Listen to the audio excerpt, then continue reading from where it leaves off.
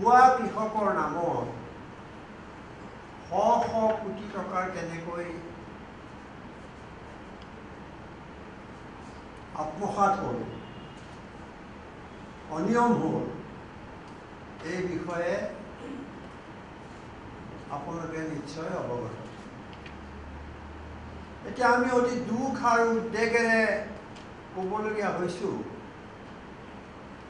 যে বিজেপিৰ শাসনত অসমত এতিয়া এক প্ৰকাৰ ডকাইতি ৰাজ চলিছে। চৰকাৰখনৰ কেওফালে এটা সমন্বয়হীন অৱস্থা, ব্যাপক দুৰ্নীতি আৰু মুখ্যমন্ত্ৰী তথা মন্ত্ৰীসকলৰ খেয়াল খুচিমতে অসমৰ ৰাজশাসন চলিছে। সাধাৰণ মানুহৰ অৱস্থা প্ৰতিটো ক্ষেত্ৰতে, এইবোৰ খবৰ আপোনালোকে আমাক দিছে। সাধাৰণ মানুহৰ জীৱন এক প্ৰকাৰ অচল হ'বলৈ ধৰিছে। কৰোনাৰ নামতো আনকি কেলেংকাৰীৰ সীমা নোহোৱা হৈছে। কিন্তু এইবোৰৰ বিৰুদ্ধে গণতান্ত্ৰিক এখন সমাজত মাত মতাৰ যি অধিকাৰ থাকে, তাকো যেন কাঢ়ি লৈ যোৱা হৈছে। আৰু আমাৰ এই মৌলিক অধিকাৰৰ ওপৰত মৌলিক অধিকাৰ কাঢ়ি লৈ তেওঁলোকে স্বেচ্ছাচাৰিতাৰ চৰম দৃষ্টান্ত দাঙি ধৰিছে। শ শ কোটি টকাৰ কেলেংকাৰী পোহৰলৈ অহাৰ পিছত আমি যে প্ৰথম মই ক'ব খুজিছোঁ এইটো নহয়, অতি দুৰ্ভাগ্যজনকভাৱে আৰু এক প্ৰকাৰ অতি নিৰ্লজ্জভাৱে মুখ্যমন্ত্ৰীগৰাকীয়ে মৌনতা অৱলম্বন কৰিছে। ইয়াতকৈ লাজ আৰু অপমানৰ কথা অসমবাসীৰ বাবে আন একো হ'ব নোৱাৰে। এতিয়া আপোনালোকে লক্ষ্য কৰক যে অসমত ভুৱা কৃষকৰ নামত শ শ কোটি টকাৰ লুণ্ঠনৰ কথাটো প্ৰথমে কোনে কৈছিল? এই কথাটো কৈছিল লোকসভাত বিজেপি চৰকাৰৰ কৃষি আৰু কৃষক কল্যাণ মন্ত্ৰী নৰেন্দ্ৰ সিং টোমাৰে যোৱা 20 জুলাই তাৰিখে। যোৱা 20 জুলাই তাৰিখে সংসদৰ মজিয়াত তেওঁ স্বীকাৰ কৰিছিল,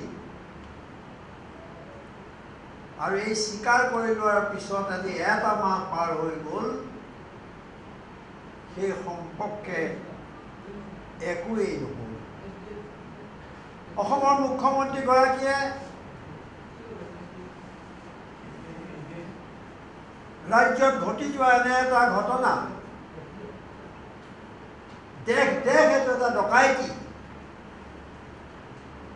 এই ঘটনা মুকলিলৈ অহাৰ পিছতো এমাহ সময় পাৰ হৈ গ'ল, তেওঁ একো নকৰিলে। এই বিষয়ে কিবা ক'বলৈ এটা মাহতকৈ আৰু কিমান সময় লাগে? আমি ধৰি লওঁ যে বিষয়টোৰ ওপৰত মাত মাতিবৰ বাবে মুখ্যমন্ত্ৰীগৰাকীৰ সাহসৰ অভাৱ।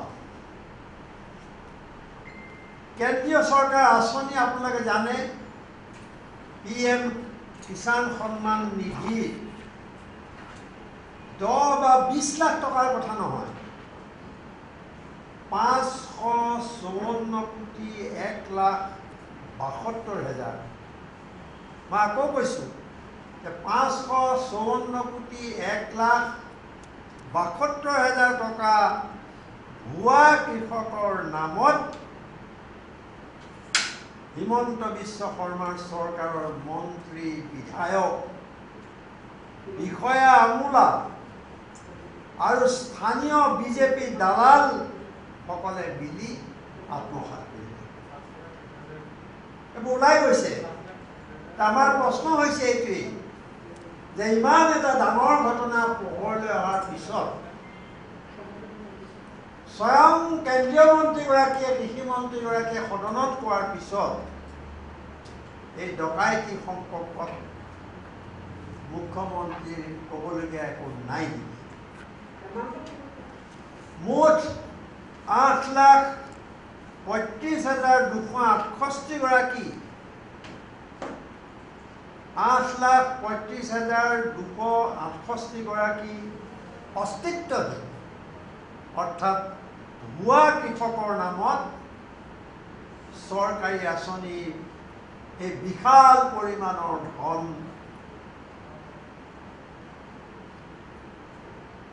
উলিয়াই অনা যিসকল মানুহ এই ধন যে লৈ গ'ল, ভুৱা কৃষকৰ নামত যে টকাটো লৈ গ'ল, ডকাইতি কৰিলে, আৰু কোনে তাক আত্মসাৎ কৰিলে? মই কৈছোঁৱেই যে মন্ত্ৰী, আমোলা, বিজেপিৰ দালাল এইসকলে মিলি এই ধন আত্মসাৎ কৰে।